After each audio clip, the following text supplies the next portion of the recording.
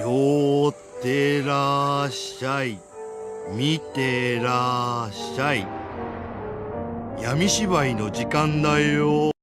Olá, samurais e guerreiros do meu canal do YouTube, beleza? Como vocês estão? Vocês estão de boa? Vocês estão tranquilos? Hoje nós vamos novamente voltar a falar sobre bandeiras, porém dessa vez a bandeira que nós vamos falar é sobre a bandeira do sol nascente, a bandeira do Japão. Sem nenhum lugar exótico dessa vez, vídeo normal, tudo nos seus conformes, e sem enrolação vamos direto pro vídeo. Vocês devem estar pensando, qual é o problema dessa bandeira, o porquê a gente deve evitar usar ela, e mais um monte de coisa que tá caindo polêmica sobre essa bandeira, que todo mundo do nada resolveu evitar, proibir essas coisas. Não se preocupa que eu vou explicar agora.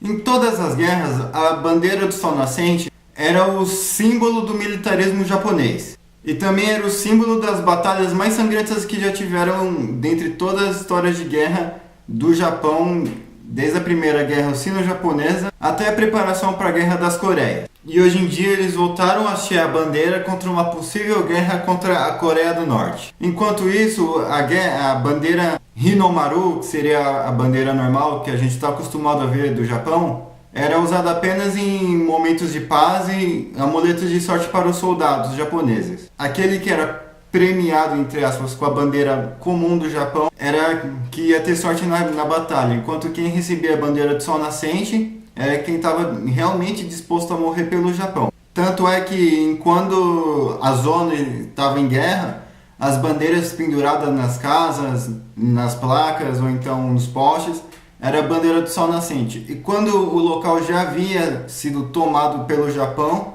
que já estava em paz, dizemos assim, era a bandeira Hinomaru que ficava hasteada, dando a imagem que ali já estava em paz, que já era do Japão, que não precisava mais disparar um tiro lá. Após o massacre em Nanquim e a derrota do Japão na Segunda Guerra, a reputação dos militares e a reputação da bandeira foram por água abaixo. A bandeira até então foi oficialmente banida pelo Tratado de São Francisco, mas 2 anos após a Guerra das Coreias, a Força de Autodefesa do Japão já preparou uma versão mais alternativa daquela bandeira e a deixando como emblema oficial.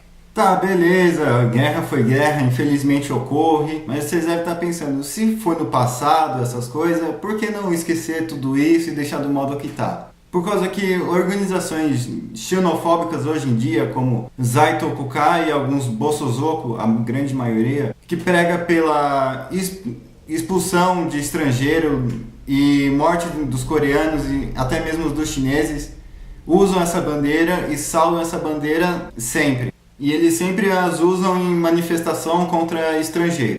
Para muitos coreanos, chineses e parentes das vítimas das guerras passadas, os raios vermelhos é um símbolo de ofensa para eles, sendo comparado até com a bandeira nazista.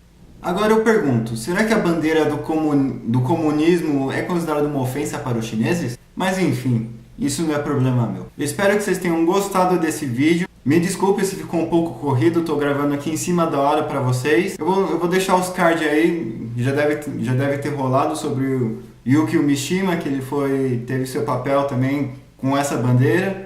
E o vídeo dos Bosozoku, talvez até das Sukebans, que elas chegam a usar, mas não são tão radicais assim. Falou e fui!